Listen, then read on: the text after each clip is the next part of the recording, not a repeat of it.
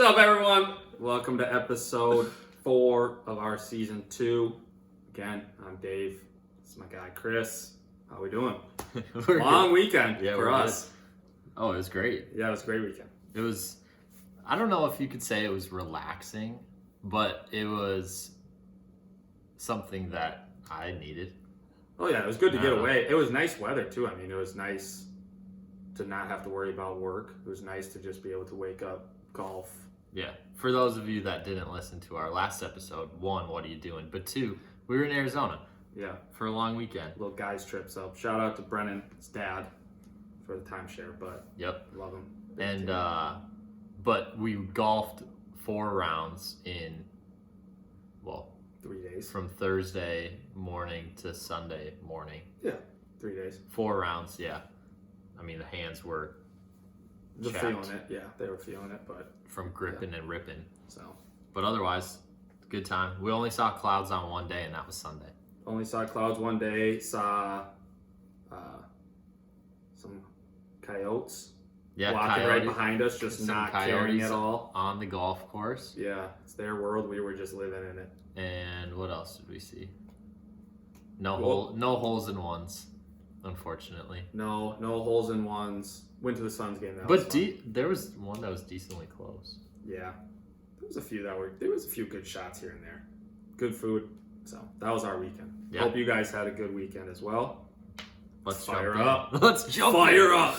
What's the top moment you saw last week? Yeah, so Christian McCaffrey recently traded to the 49ers. He went for the trifecta of touchdowns. He threw one, Brandon Ayuk caught it, rushed one, and caught one. It's the first time since LaDainian Tomlinson in 2005. Yeah. I mean, this is probably a very obvious statement. Obviously, they've had injuries on defense, but they are Super Bowl contenders with him. That offense is insane. He looked very good. They didn't even have Debo last week. Right. And I think the thing is about it is, like, without Debo, like, he can kind of help do that. But it's like, once Jimmy learns that, like, hey, I can just throw it to Christian McCaffrey and he can make guys miss, then they'll be fine. And once injuries come back on defense, they'll be solid. Basically all of their guys that they have are guys that they just, like, get the ball to and then they go do everything. Like, they don't need Jimmy to do anything crazy. It would be interesting to see what they looked like with Trey Lance if he was still playing. Maybe, if they bring them all back, but I don't know. See what happens. Yeah.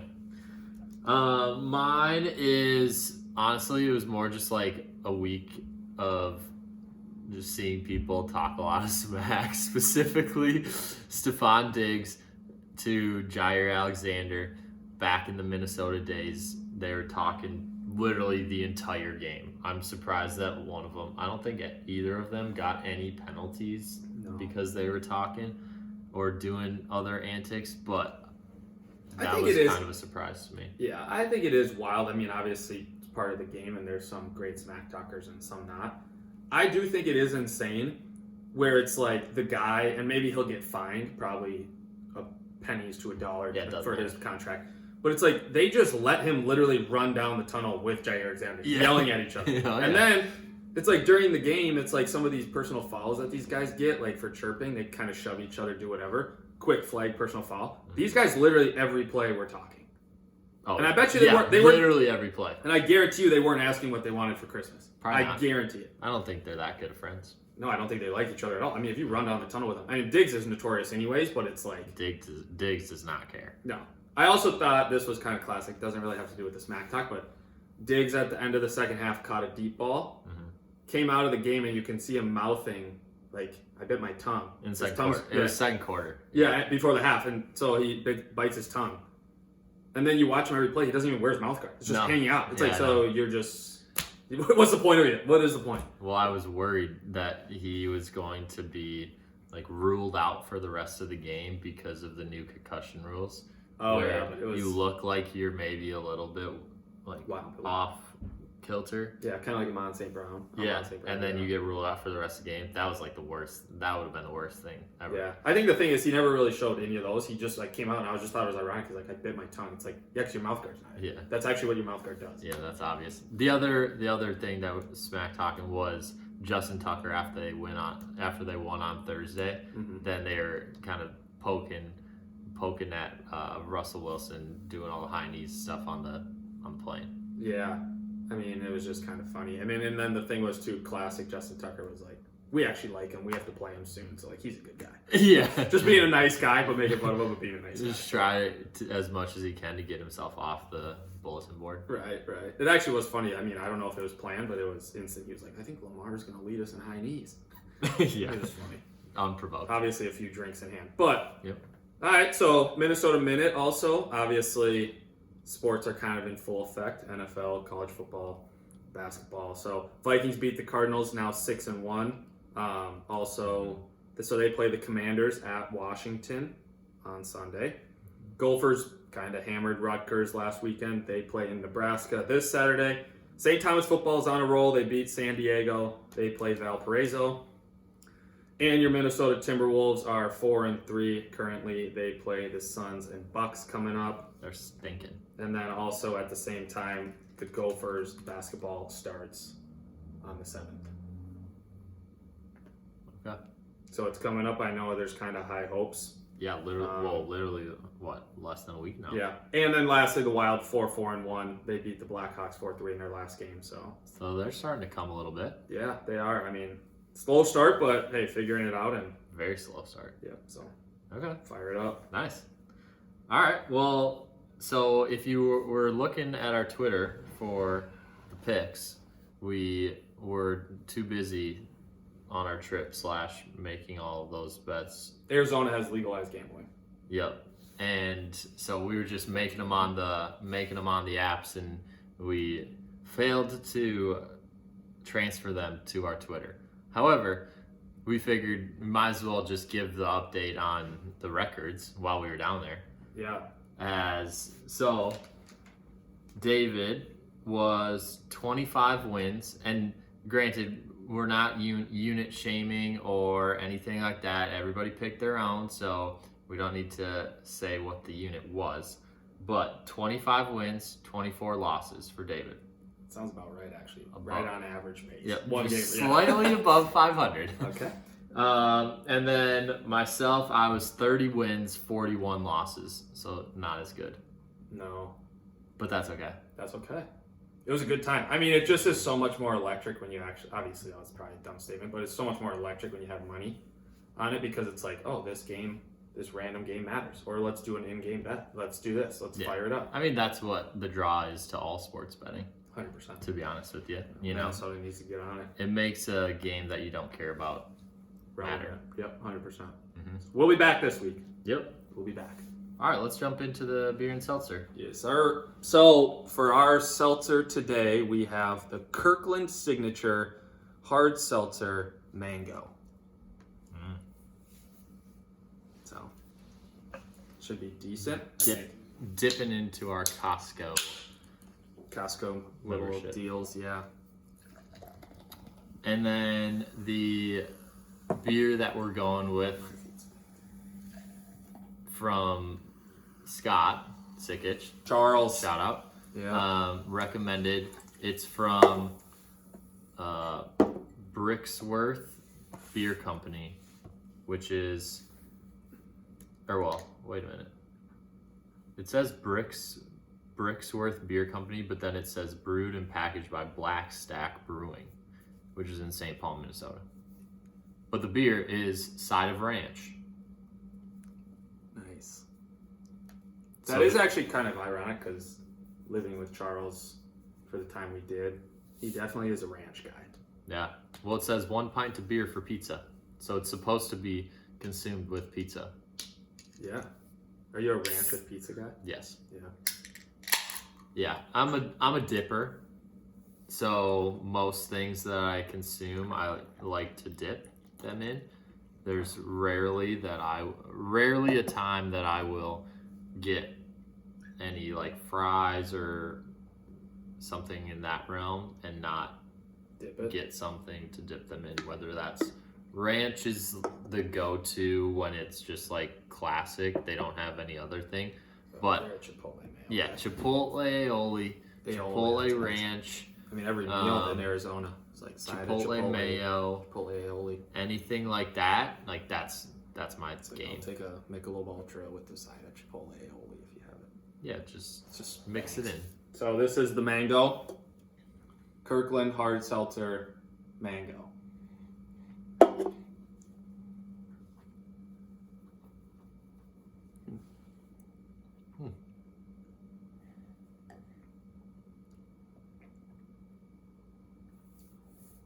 Interesting.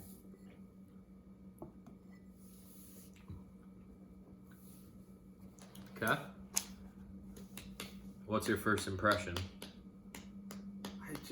I think there's a little bit of flavor, but it's really, I mean, the mango is definitely not strong. Like, it's not like a super mango. It's kind of like your other seltzers that's like hints of flavor, I think. Mm-hmm. Carbonation is present. That's a thing. But I don't think they're too strong. I think they're actually I think they're okay. Would I like to have more flavor? Absolutely. But I think I would rather take this over like super, super carbonated, flavorful, like overly powerful. But I think it's decent. I mean, like I said, I can't really necessarily taste the mango as much, but Yeah, I think it's pretty light, pretty easy to drink. yeah, it's definitely easy to drink. There isn't like a lot of, whoa, that's just so good, or that's so much flavor, or so much carbonation. It's just kind of like in the middle of everything, I think. Yeah, it kind of tastes like a sparkling water Yeah, with a hint of mango. So it's crazy that there's Just a alcohol in hint. it. just a hint. I wonder how much. Right, like 5%. Oh, that's your normal high. amount. That's higher than I thought that it would be. I Yeah. thought it would be like 4.4. Yeah, but All right, what are you giving it? I'm giving it 5.8. I think it's average. I don't think it blows you out of the water. I don't think it's bad, but I don't think it's like one of those where it's like, hey, I'm gonna Mm-hmm. rush out and go to Costco and get this Yeah. alcohol and stuff like that. Like, would it be? Are other flavors good? Maybe, but Do you know what other flavors there are in there? This is just like a classic. I think it's Black your classic cherry, black cherry, maybe a lime. lime, stuff like that. So Okay. I'm giving it a 5.0. 5.0 flat. Yep. Some would say a rookie score. Some would not. No, if you know that you're giving it 5.0 for a reason, then I would say that that's not a rookie score. But I'm giving it a 5.0 because I think it's just a lot of average, like we mentioned. Yeah. Not a ton of flavor, but not no flavor. Not a ton of carbonation, but not no carbonation. It's just kind of like in the middle for everything, which It truly is I like a wanted to sparkling give water. to make my score reflect it. Yeah, it doesn't intrigue you to have more than one. That's for sure. It doesn't It's just intrigue kind you. of I mean, if it's someone just offered me one, I would take it, but that's it. It's just kind of there. Yeah. So All right. Moving on. Cider Ranch. What percent?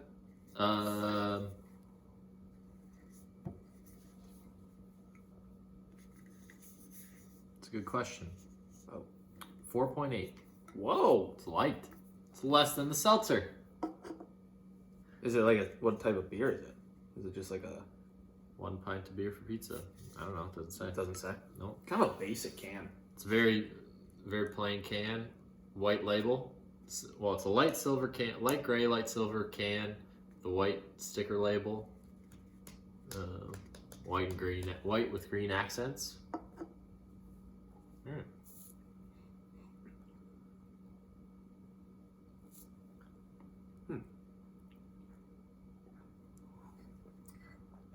I guess we should have made a pizza to get the full Yeah, effect. to get the full effect.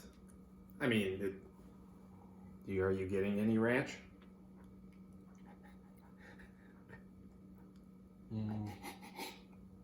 I think that kind of answers it. Definitely not a ton. I mean, it definitely maybe is a little hint of ranch, but also at the same time, I don't think I've ever had ranch plain. Well, I don't think that it's supposed to taste like ranch. Oh, I think there's supposed to be some ranch in there, for sure. I don't think so. I thought, and I might be just making this up, but I thought that this might have come from Scott. It might not have, and I'm just completely making it up. But I think the basis of a side of ranch is like, oh, a side of ranch, everything, like a lot of people use ranch with everything that they eat, right? And so the goal of the beer was, oh, you can drink it with anything. You can have it anytime. Maybe. Or maybe it's That's one of what I those. was- Maybe it's a side of ranch because it goes great with pizza. Because that's why it also says 1 pizza per can. So I don't think it's necessarily for all foods. It says 1 per. Wasn't it say No, it something says about pizza? 1 pint of beer for pizza. Yeah, so it goes great with pizza. Yeah, but I like my explanation. I guess a we'll little have to ask Charles if that was real or that was a dream or whatever that was. But better. Yeah, we'll have to ask him. I think it's okay. I think it's not bad. I mean, it's a light beer. It's definitely light. Yeah, it goes down easy. It's definitely easy to drink.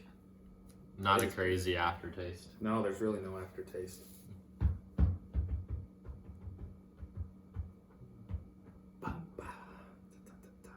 Side of ranch. All right, go ahead. I'm gonna go with a 6-3. Mm. I think it's pretty good. Yeah. I would definitely have it with the pizza. Yeah, I'm going 6-4. I think that it's pretty good. I think it's almost like it's light enough where it makes you like think of a Busch Light, A Busch Light. but like a step up. A classy Busch Light. Yeah. So like a Golden Light? Or are we talking like a brewery beer? Nah, the Golden is at the same level as Busch. You think so? Yeah. Oh, I don't know about that. But I think it's a step up from that. But like, So it's a classier. It's a light beer. It's a easy brewery. to drink, but it's just like a full step up. So it's a brewery full step up. Busch Light. It's just a fancier, Yeah. better. Yeah. That could be a good way to explain it. Like obviously they're not going to sell Busch Light at a brewery, but A this brewery is similar. Busch Light. Yeah. What do you think of that description? Well, I mean, here's a wild take. Why doesn't a brewery sell just normal beers like those, like a Busch Light? Because People love the Busch Lights. Yeah, but you have to be. Those beers are brewed by a company. Yeah. Buy the kegs. Is that illegal? Like if you're a If brewery, it's- you have to have your own beer. You can't use other beers. Correct. I don't think you Oh. can be considered a brewery. You would have to be like a brew pub or something. Oh, I guess I didn't know that. I would take that. Because Busch Light is made by Anheuser-Busch. Right. And so if it's not an Anheuser-Busch brewery, then I don't think you can Sell it. just... So all breweries. I guess Bring I in never a thought Busch about Light. it. But, so all breweries only sell their own beer. Yeah, unless it's one of those beer walls where they have just like all the beers. Yeah. Right. But that I would say that falls into a different classification. Then a brewery. Yeah. Interesting. Oh, that's good to know. There you go. We're learning along with you guys. Yeah. And gals. All right. So let's see. Recap. 5-8 Seltzer for Dave. 5-0 for me. 6-3 for the beer Cider Ranch for David. And 6-4 for me. Yeah. Not bad, Charles. There you go. Decent on you. Good on you. All right. NCAA football. We had some moving happening. Some big time moving. Yeah. Big time moving. What were the main ones? I mean, obviously Tennessee being number 1 is massive. Yeah, it's huge. I mean, I know we'll get into the nitty gritty in a little bit, but like Tennessee, obviously this week is them obviously playing Georgia. Winner is going to the college football playoff. Period. Mm-hmm. So if they win this week, they're in the college football playoff. I think. Obviously, that's if they don't blow it moving forward, but I think they'll be fine. I also think they're. I mean, they're. I think this will be one of those big tests, especially on the road at Georgia. Obviously, being Alabama at home was huge, but it should be a good game. Okay, can I just state my gripe Okay. with college football? Yeah. Okay, so every year it happens. Week 1, coaches poll, right? That's what it starts as. Coaches poll. Week 2, week 3, coaches poll. Week 4, and then once it gets to week 9, then all of a sudden the college football selection committee releases their list, and then that's what rank every team is considered as. Yeah. So you. It doesn't make any sense why they would use the coaches poll up until week 9, and then all of a sudden they just completely switch to the college football playoff committee's rankings. Because if you look at it, okay, so you got college football selection committee, you got Tennessee 1, Ohio State 2, Georgia 3, Clemson 4, right? So those are the top 4. Tennessee, Ohio State, Georgia, Clemson. if you look at the AP top 25, you got Georgia, Tennessee, Ohio State, Michigan. Okay? Those are different. Yeah. Right? Literally nobody's in the same spot. Then you go to the coaches poll, and you got Georgia 1, Ohio State 2, Tennessee 3, Michigan 4. So none of those three are the same. Mm-hmm. But yet, we use one for the first 9 weeks, and then all of a sudden it's like, oh, College Football Playoff Committee released their rankings. Okay, that's what every team actually is ranked. That doesn't make any sense to me. That's stupid. We should either have it start the year and use that, or that should just be like the last week and be like, okay, well, this is the College Football Selection Committee's decision. Whatever it's used before, the AP or the coaches, like whatever is used for the whole year, use that, and then the College Football Selection Committee selects the last week of the year right before it's selected. Yeah, I mean, there's the College Football Selection Committee, there's the AP poll, and then there's the coaches poll. Yeah, exactly.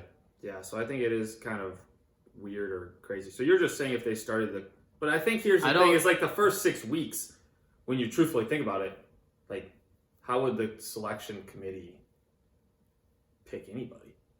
Or are you saying just wait till the end of the year to have them just then decide? Yeah, exactly. It doesn't. I mean, it's just. I just think it's stupid that all of a sudden week 9, when how many weeks are there in the college football season? I think there's 15, and then bowls. Okay, so there's 15 weeks. All of a sudden at week 9, they're like, oh, we know enough that we're going to put out our first rankings. And then everybody lives and dies by the college football ranking rather than any of the other ones. Yeah. I mean, I don't know. I don't know.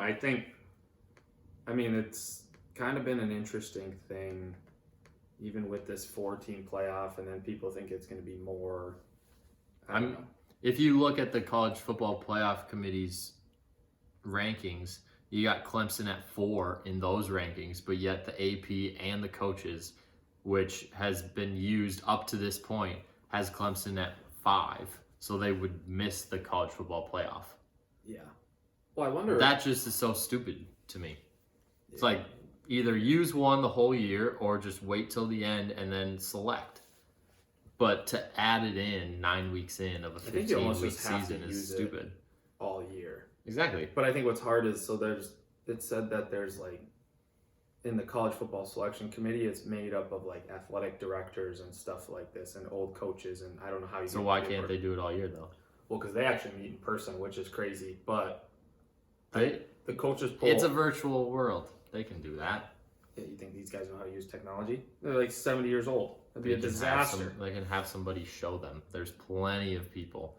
Yeah, I mean, I don't know. I think it's crazy. I think it all works itself out at the end. I think it is crazy on that point. But I mean, here's the thing: is the hardest part is it's just like that one is the one that matters the most. So like these coaches polls don't really matter. Like it's all about the selection committee. The other two don't matter, and up to this point, they've been the only way to rank teams. Yeah, but the first 10 weeks, it's too much. But see what happens. I don't know. Yeah, who knows?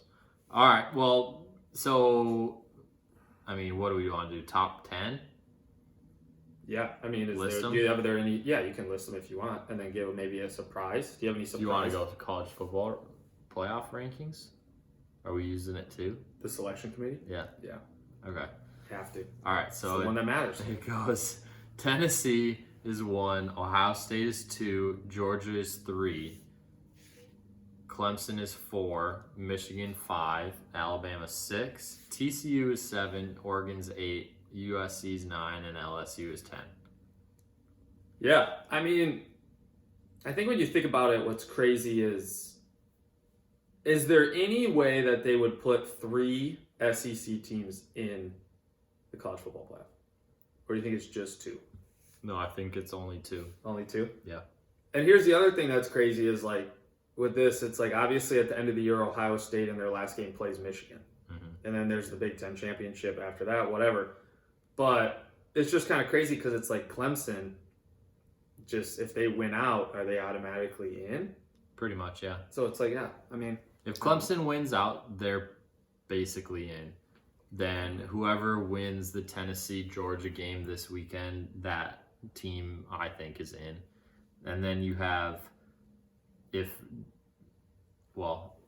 then you have one of Georgia or Alabama as the other. Like, if Tennessee won this weekend, then you have one of Georgia or Alabama. Take your pick. And then you have the winner of Ohio State and Michigan, because I don't think anybody has any confidence in any other Big Ten team beating whoever wins that game in the championship. That winner's going. So you got Tennessee or Georgia, you got Ohio State or Michigan, you got Clemson, and then you have the loser of this weekend's game and Alabama. I think it's basically locked up. Yeah. Because I don't think any of the other teams can move up far enough. Yeah. When you have 3 SEC teams, then one of them, at least one of them, is for sure not going to be in the SEC championship. Right. But potentially will only have 1 loss. I just think it's kind of crazy. I mean, yeah. I mean, Clemson obviously plays at Notre Dame, which will be a decent matchup on paper. I think they'll still win. But it's just kind of crazy, like in the ACC. So they'll play like what, North Carolina in the ACC championship. Potentially, yeah. I think that's the way that it's looking. Yeah, so it's like, I mean, I don't know. I think, like you said, this weekend, whoever wins between Tennessee and Georgia is automatically in. But if Georgia wins, I think then if Alabama loses, well, obviously if Alabama loses in the SEC championship, they're done. If Alabama loses again, then they're done. Yeah. They would have to win out in the regular season and win the SEC championship, I think, to make it, which is completely doable for them.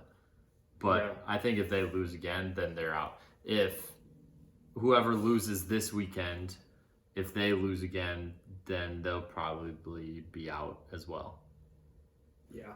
Yeah, I think you'd have to say that. The wrinkle is if Ohio State, Michigan, or Clemson lose to anybody not in those 3 teams. So, like, if Ohio State or Michigan lose to another team, not the other one, or if Clemson loses before the playoff, then you have to find another team, which, okay, then the possibility of 3 SEC teams comes into play a little bit more, or you go with Oregon, USC, or TCU, I think are the most realistic.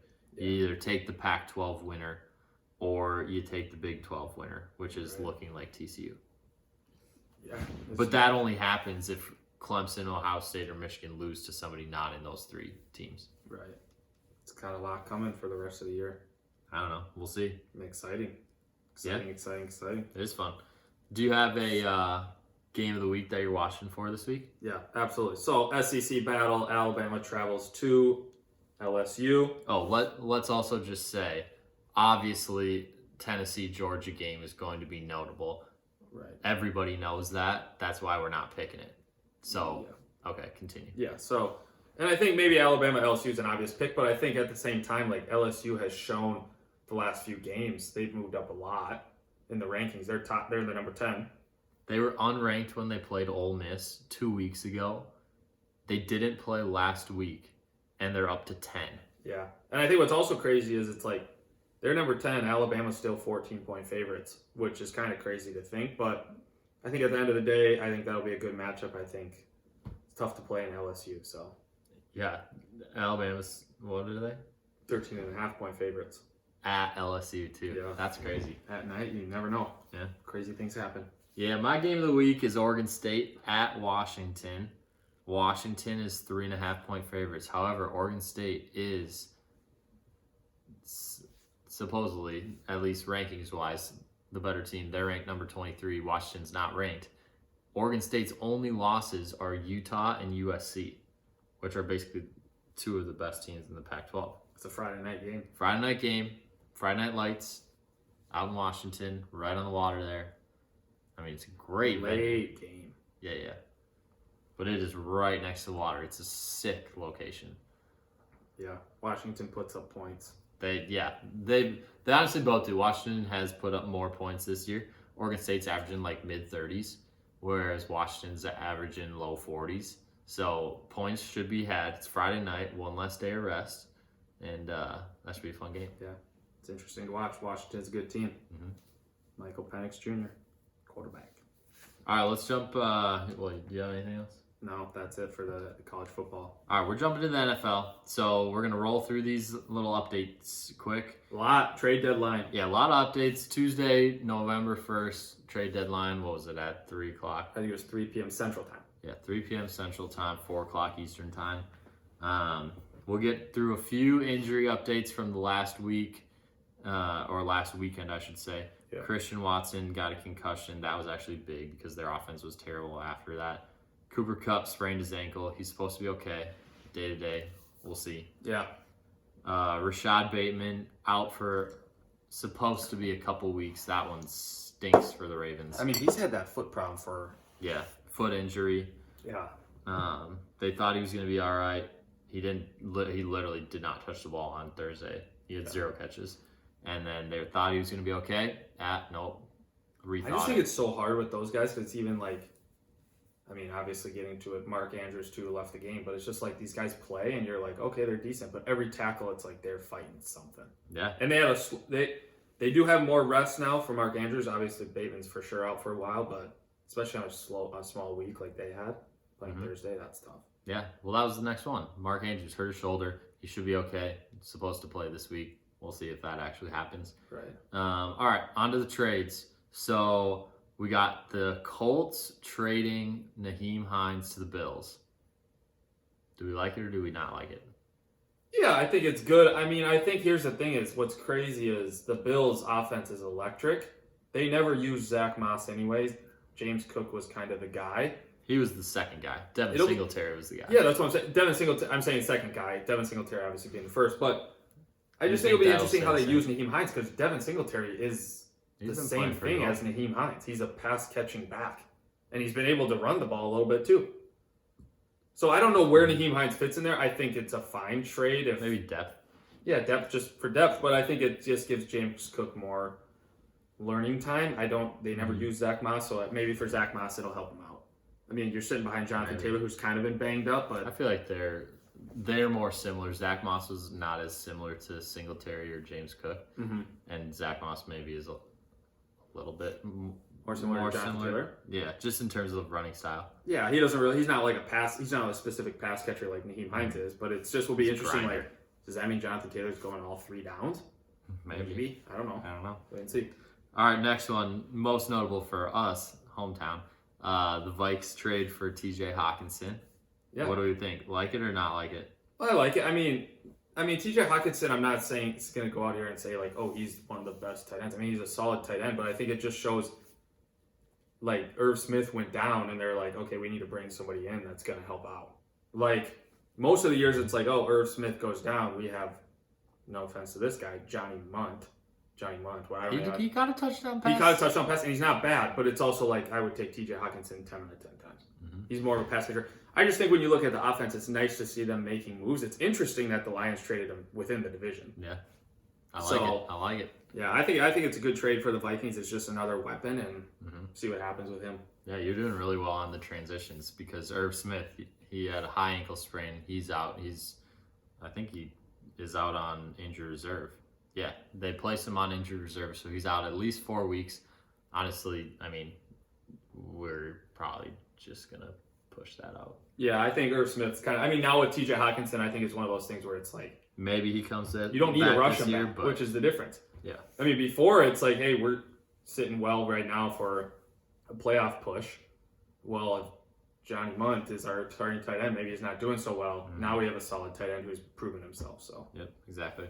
All right, moving on. So Bears acquire Chase Claypool for a 2nd-round pick. Yes. Yeah, no? I mean, I don't know. I'm not going to sit here and say I love it. I don't hate it. I mean, here's the difference: is the last few games, Justin Fields has looked very good. I think Justin Fields looks like a good runner. Yeah, he's a runner, and I think that's kind of what they have. I think the problem is like you're adding Chase Claypool.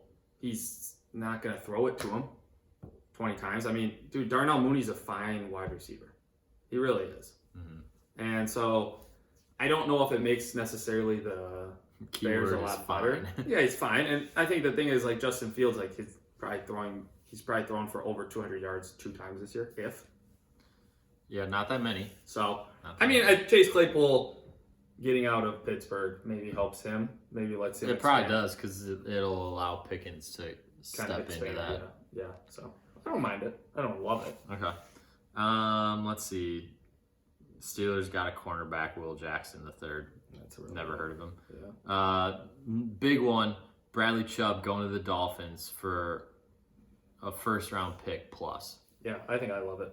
I think the Dolphins are showing, like, they know their offense is electric. Mm-hmm. They're now showing, like, I know they already have a decent defense or a solid defense. The defense has been mediocre. Which is crazy. Mediocre at best. Right, which is crazy. They've been below average. Yeah, but now you have Bradley Chubb. I mean, I think they're a top 10 defense. I think Bradley Chubb's a game changer. I mean, it's kind of like the same thing with, like, even in Monday night's game, like, Myles Garrett's a freak. And if you have to worry about him, it's like the same thing. You get these guys that are freaks, Myles Garrett, Micah Parsons. It's like every play they're in, they seem like they're at the quarterback. It's like, hey, team, why don't we adjust and maybe put 2 guys on this guy? So I think Bradley Chubb is a solid equation. I remember one play that literally Joe Mixon tried to chip Myles Garrett. He spun off of him and the offensive lineman, and Joe Burrow was right there for a sack. Just sack. I mean, he had like 3 sacks. No chance. So I like it. I think they're kind of expanding. I think they made some moves. Obviously, they got rid of, Chase Edmonds. He went to Denver.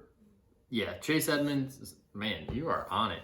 Chase Edmonds going to Denver as part of that trade. So it's a first round. It's Chase Edmonds, and I want to say there's one other player.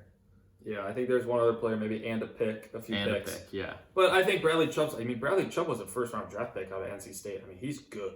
Mm-hmm. I mean, Denver kind of had him and Von Miller and thought they were going to be elite. Denver's defense was solid. Yeah. Even without Von Miller, but they do have some dudes. Like, that Baron Browning guy is scary. He's good. Yeah, he's scary. And then they got Randy Gregory. Well, yeah. So, yeah.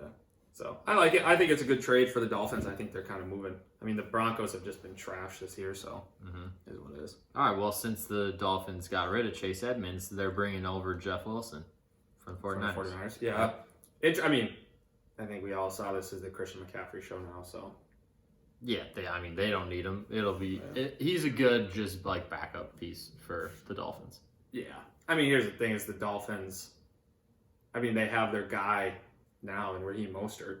I mean, they took both San Francisco guys and literally just transitioned them to them. Yeah, that's a good point. And Raheem Mostert, I think knock on wood, don't really carry around my fantasy teams. I mean, he's been healthy the whole year, which is surprising. I think this is the first year in the last 10 years. So far, so good. So, another big one / surprising one, Calvin Ridley going to the Jaguars. I like it. Interesting. I like it.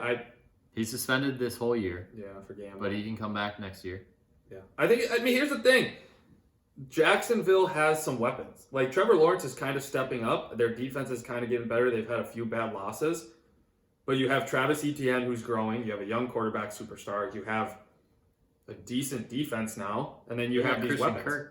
Christian Kirk's a weapon. Yeah. Evan Ingram's kind of come out of the ground. Mm-hmm. Like, adding Calvin Ridley, who, I mean, people probably didn't forget, he was elite. He was elite. He made Matt Ryan look elite. He made Julio Jones a number 2, and Julio Jones was a beast. Mm-hmm.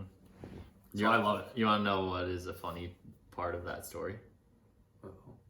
What's about? So Calvin Ridley, apparently, the gambling that he did, he placed 3 bets. A 3-team parlay, a 5-team parlay, and like a 7-team parlay. Yeah. Between like 5 or 6 days last November, right? And so in each of the parlays, he included the Falcons to win. He wasn't playing, but he included the Falcons to win in all of the parlays, right? Right. So it was November 23rd to the November 28th. Yeah. On November 28th, do you want to guess who the Falcons played? Jacksonville. And now he's going to the Jaguars. Isn't that wild? I think his whole thing about getting suspended for a full year and maybe they're just trying to make an example, that's extreme. The bro wasn't playing. You're telling me right now that these guys but they don't gamble? they Austin Eckler is very open about playing fantasy football. Yeah, but they had to make an example of Exactly. of They had to him. make a big example. But I'm just saying, like, you think all these guys play fantasy football and they're going to say, we don't play for money. You're joking. Yeah. Play for hundreds of thousands. Yeah, you don't play fantasy. You don't play fantasy football for no money. So, I mean, I like it. I think Calvin Ridley next year will be electric, I mean, Trevor Lawrence has made Zay Jones look good. Marvin Jones still is fine. Like, weapons. Mm-hmm. So, all right. I guess a couple just like quick things. Broncos are getting a pass rusher from the Jets, Jacob Martin. Honestly, never heard of him. no, never heard of him. I think they're just trying to fill Bradley Chubb. yeah, and Just, maybe he'll be a stud, and maybe he's just a guy, but I don't know. And then let's see here. Some people. Well, yeah, we mentioned Zach Moss is going over to the Colts, but a few people that were expected to be traded but weren't. Brandon Cooks and Kareem Hunt, probably the two most notable. Both on my fantasy team. But I will say this, and I think it's that crazy. doesn't And tell you anything. I'm not trying to take shots at teams. If you're the Packers, and I'm going to throw this out there, and I know everyone's going to be like, oh, whatever, X, Y, Z. You guys are trash. Your offense is trash. You have a Hall of Fame quarterback who can barely throw for 200 yards. Mm-hmm. Jerry Jeudy's on the board. He's already been told that he could potential. Brandon Cooks. I'm not saying these guys are elite. You brought in Sammy Watkins to replace Devontae Adams. Sammy Watkins is already hurt. These two guys would easily be your number ones hand over heels. Head over heels, whatever the terminology is. I'm just saying, you guys literally haven't made any moves, and you guys want to compete? Aaron Rodgers, if I'm Aaron Rodgers, I'm gone after this year, and I'm saying, I hope I sign with a different team. I hope I do. I mean, holy moly, like, what are you guys doing? They never make any moves. No, and it's like, I get it. Like, everyone's going to sit here and say, this. And then they're only comeback Packer fans, no offense. Who's won a Super Bowl? Who's done this? Sure, you have a Hall of Fame quarterback who's won one Super Bowl. One Super Bowl as a Hall of Fame quarterback and a Hall of Fame wide receiver. It's true. I mean, I'm just saying, you guys had chances to make moves. Now it's just, I mean, Brandon Cooks might not even play this week because he's so disappointed. I mean, the bro would have taken a 7th rounder. It's true.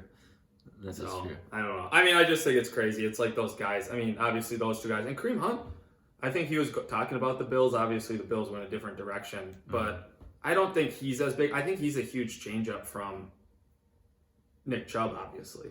Yeah, I mean, he's a good one, too. So I don't think that's a huge thing. Well, apparently it came out that Cleveland was looking for a 4th-round pick for Kareem Hunt. Would you, if you were a team that maybe needed a running back or the running back position wasn't giving you what you expected, how likely are you to give up a 4th-round pick? Very.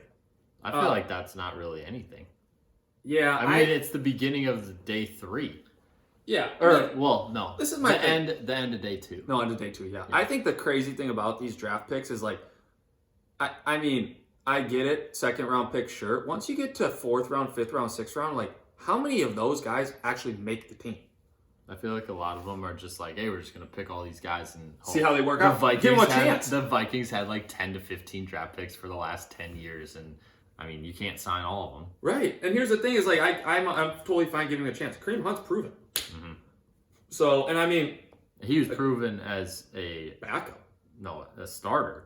And a backup. Right. I think the crazy thing about him, I think the one team, I was surprised like a Seattle didn't make a push for him. You obviously have Kenneth Walker. Nah, they wouldn't because Kenneth Walker has given them all that they could want. Plus, he's a young guy that they're going to build their offense around in the future. But there's depth. You need depth. Kenneth Walker has had injury problems in the past.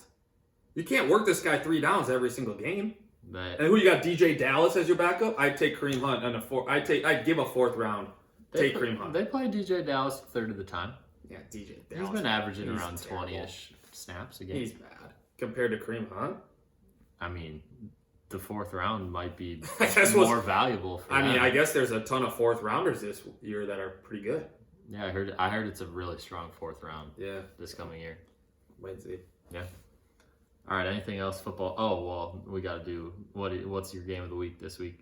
Oh, so obviously, game of the week this week will be interesting. I'm taking the Buccaneers against the Rams. So Rams at Buccaneers in Tampa. I just think it's two teams that I think both. I mean, maybe not the Rams, but I think Tampa Bay. It's like every single week we're like, hey, when are they going to turn around?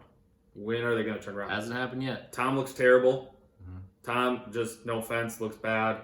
The Rams got a lot on his mind off the field. Yeah, the Rams bring in Allen Robinson, supposed to be pretty good. They don't even have a running back. They don't even know who's going out there half the time. They brought up a guy from the practice squad last week because Darrell Henderson was sick all week. Right. And Cam Akers is obviously not playing for him. Yeah, I think that's crazy because it's like, here's the thing is, what's wild to me is, I'm not saying Darrell Henderson's a star. Darrell Henderson's fine in that offense. Yeah. That offense is Cooper Kupp. But he was sick last week, and I think that they didn't necessarily say how sick he was. Right, they didn't want to push. I get that 100%. I just think it's both of those teams kind of struggling, obviously. So I think that'll be a good, interesting matchup to watch and see what happens. Yep.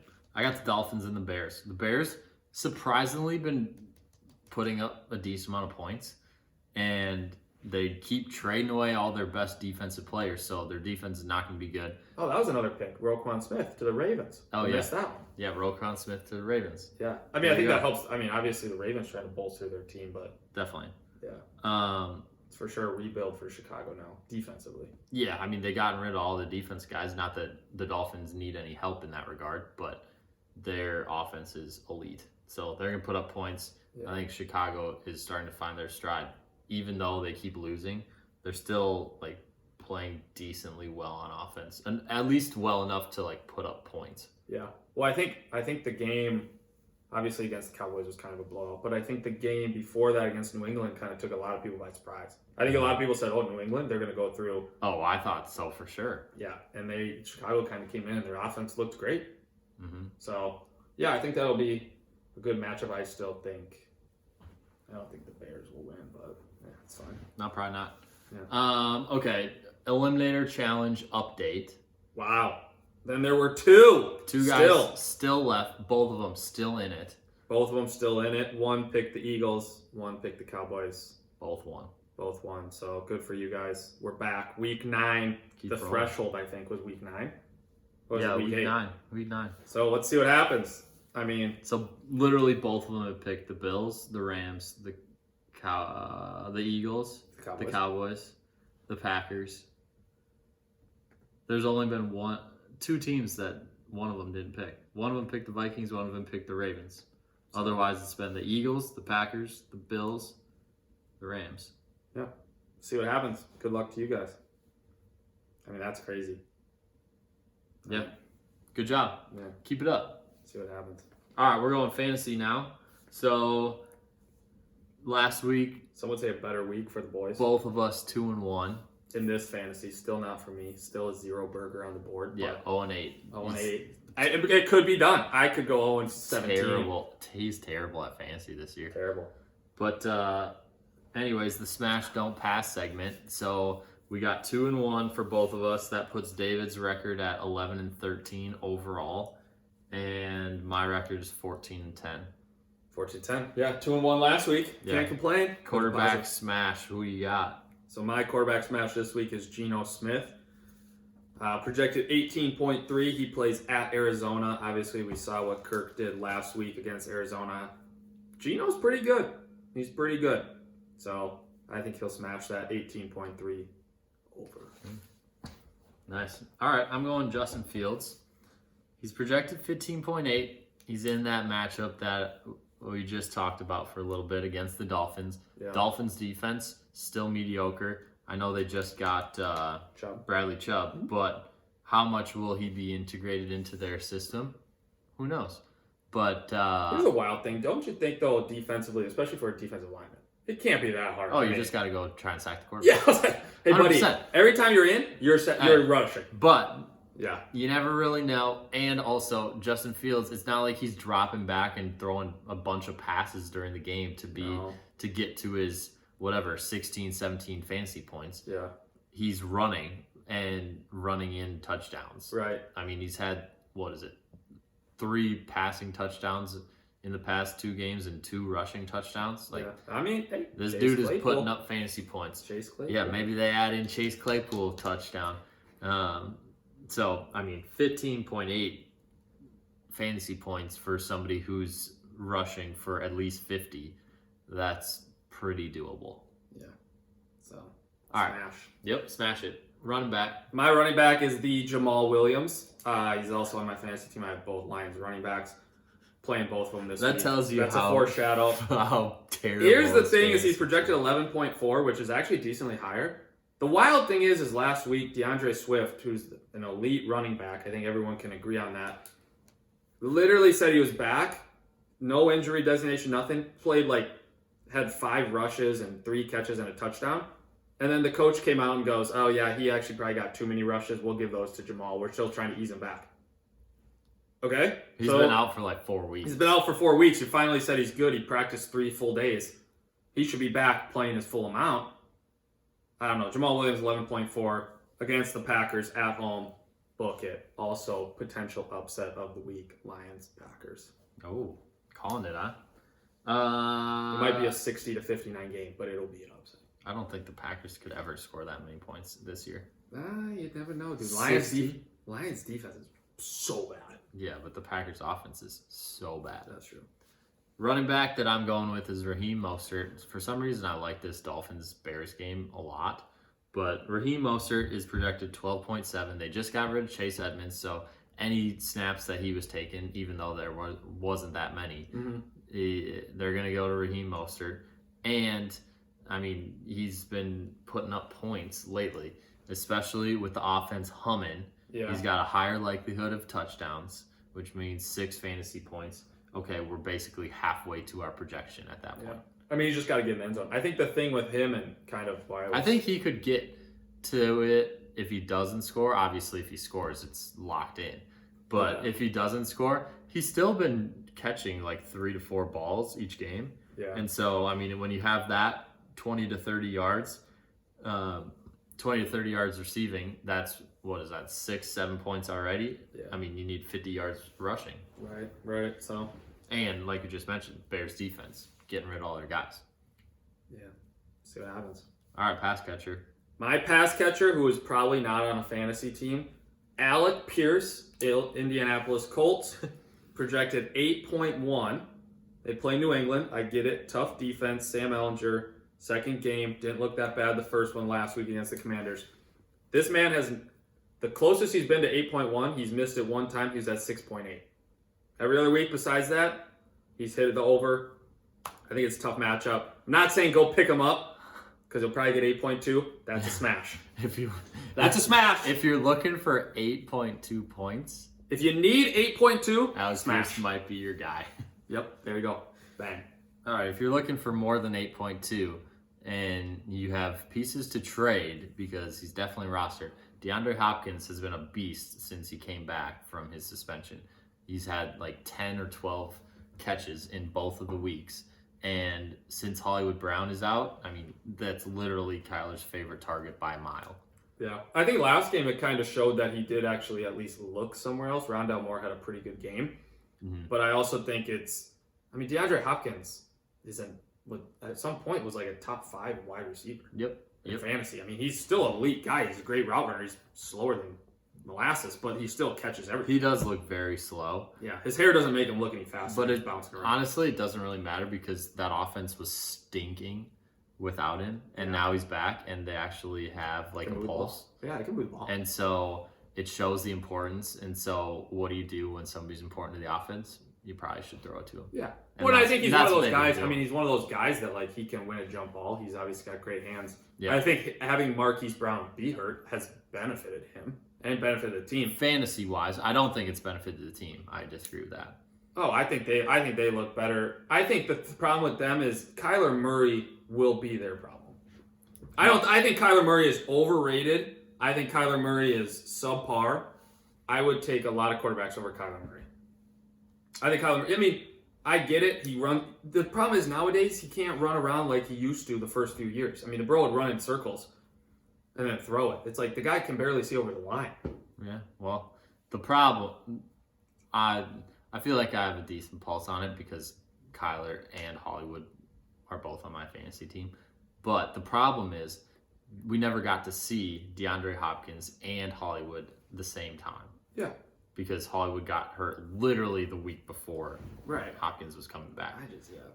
I don't know if Cliff Kingsbury is the guy either, but that's beyond the point. So Well, yeah. I mean, if you want to watch a team that calls more timeouts because they're going to get delayed games just like midway through the first quarter, then watch the Arizona Cardinals because it is mind-blowing how many they use. Literally the first half, almost every game is guaranteed that they have to call all their timeouts because they don't know the play. They aren't going to get the play off. They just have to call timeout. It's mind-blowing how many times that happens. It's like, you probably should work on that during the week. that used to be the Mike Zimmer special. Like, hey, we're on offense. We ran a hurry-up play. We tried to change it. Let's time out in the first quarter. 5 minutes left. We have to call this timeout. Or my biggest thing is on defense. It's like defensive timeouts. It's like, just get set. Yes. Like, holy moly, it's not hard. If they don't sub, you don't sub. Sorry, big boys. You're staying in one more play. Especially when you're a defense head coach. You should probably get that figured out. So, that's a wrap. 3 All right. smashes. Don't pass on them. Okay, let's roll through some NBA updates shortly. Yeah, quick, yeah. Yep, and then we'll get to the top 5. So, let's see. Josh Giddey, he was hurt for a little bit. He's back this week. Jayshawn Tate, who had been playing a little bit more for the Rockets, he's not playing because of an ankle injury. Devin Vassell for the Spurs, he's been sitting out a couple games. He's sitting out another one on Wednesday because of his knee. Keldon Johnson, he's also questionable. Jeremy Sochan, we're just rolling through the Spurs lineup. Apparently, they didn't need any of them to beat the Wolves, but they're all hurt/sick. So, we've played the Spurs 3 times. we played them 3 times in 1 week, lost to them twice, and got embarrassed in, honestly, I think both of them. The first one, we were down by 35. I was at that game, and it was awful to watch. Maybe the worst Wolves game I've ever watched. But then we come back, beat them on Wednesday, and then we play them again on Sunday in San Antonio. They have half their team gone, and they dominate us and win by almost 10. But anyways, that's besides the point.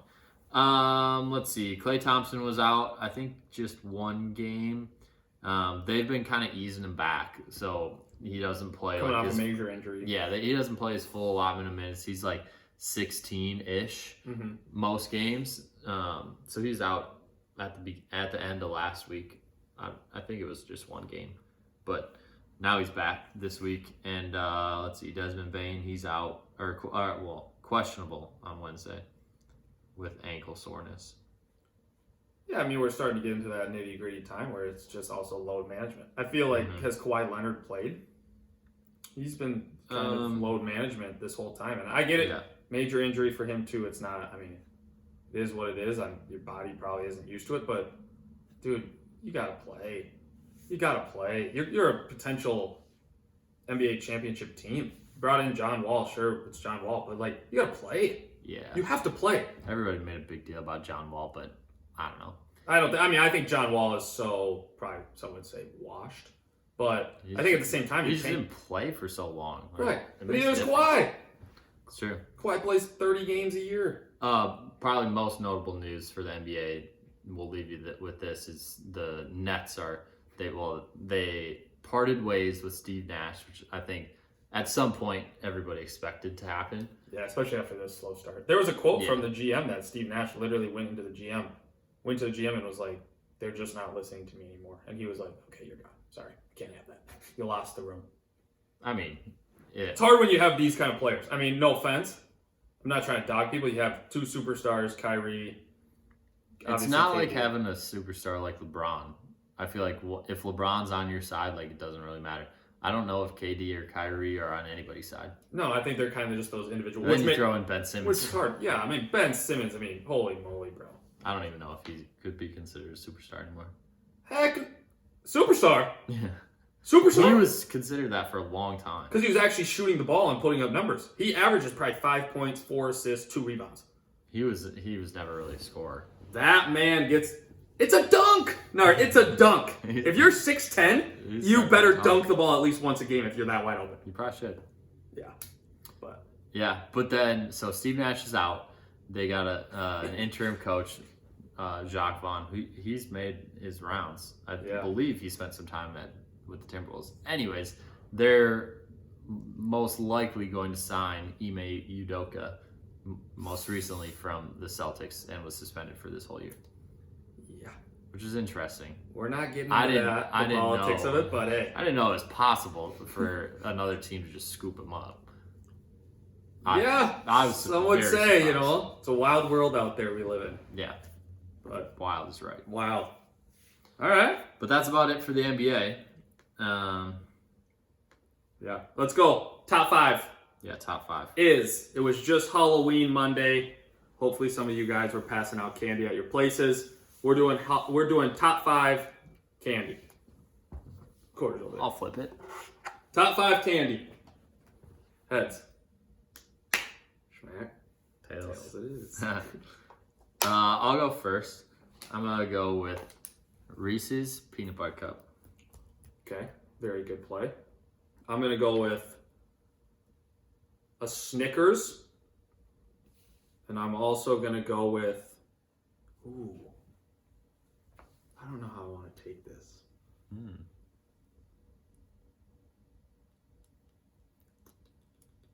going to go with... Oh. I was just going to ask a clarifying question.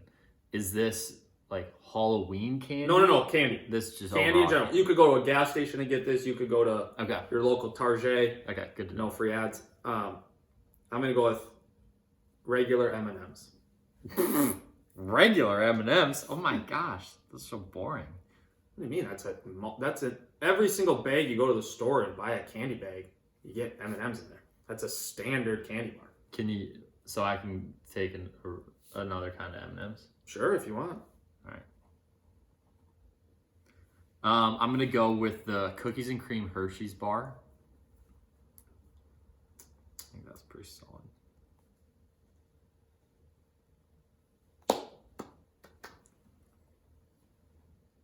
And I'm also going to go with Butterfinger. Yeah, you had your chance. I'm going peanut butter M&Ms on top of my M&Ms to just smash them because I knew Nard was going to try to take that. He waited too long. What? That's my second one, and then I'm going to go with, for sure, that's why you asked the question if you could take another M&M. You wanted to wait. You didn't think I was going to go double dip on the M&Ms. I did not. And then I'm going to go with... I'm shocked right now. Swedish fish. What? You went back-to-back M&Ms? Yeah.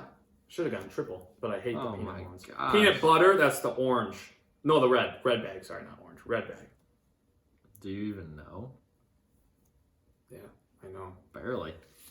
Okay. This is also, I'm going to reference this. This was one of our first few episodes. The man could not tell the difference between a Reese's peanut butter and a Reese's peanut butter egg. Don't take anything that he says. I'm just saying. Not calling him out. We did this live. But the Reese's peanut butter cup is clearly the top choice. Well, you don't even know if if you thought it was an egg. No, you thought it was an egg. I want peanut butter cup, baby. Okay, let's go with... Well, that throws a wrench into my plan because I was definitely going to pick peanut butter M&Ms. Of course you would. You should have picked them in your third pick. Yeah, Butterfinger is so random. I truthfully haven't had a Butterfinger in a while. I think Butterfingers are okay. I haven't had a Butterfinger. Butterfinger is specifically they just melt too fast. It's for the possibility of adding it into a blizzard or a custard. I mean, have you had a Butterfinger milkshake? As the best kind that you could have. No, yes, it is. Butterfinger. Culver's, you get 2 toppings. We're getting completely sidetracked, but Culver's, 2 toppings in their custard. You get Reese's peanut butter cup. You get Butterfinger. I mean, you can't have any better combination than those 2. It's not possible. Oreos and cookie dough are probably better, but we don't need to talk about that here. No. He's trying to sway you guys. Just don't listen. All right, 4th round. I'm going with $100,000. Oh my god! Potentially my favorite candy bar. You got caramel, you got the Crispies, and you got the chocolate. Ooh. You can take all the $100,000 from my bag. Okay, deal. Let's see, and then I'm gonna go with. Let's see, what else do I want? I'm going to go with Sour Patch Kids. Original? Is there only one kind of Sour Patch Kids? I guess those are like Sour Patch watermelons. Yeah, I'm going regular. Regular? Yeah, the regulars. I'm going with my last pick, Wild Berry Skittles, purple bag. I was going to say tropical, but I don't think people have had the tropical. Is that the That's teal, the teal or bag, the yeah, blue turquoise? bag. I think it's solid too. But not regular Skittles. Those are kind of below average, but They are below average. go with the Wild Berry. All right, that was a pretty solid draft. Yeah. Okay, David's list. Snickers, regular M&Ms, peanut butter M&Ms, Swedish Fish, and then Wild Berry Skittles. My list. Reese's Peanut Butter Cups, Cookies and Cream Hershey's Bar, Butterfinger, 100 Grand, Sour Patch Kids. Yeah. I think you peaked after 2 and then brought it back with Sour Patch Kids. I mean, your 3rd and 4th pick are just bad. Sorry. I disagree. I mean, you can talk about my regular M&Ms. Those 2, 3, and 4. Dude, 100 grand?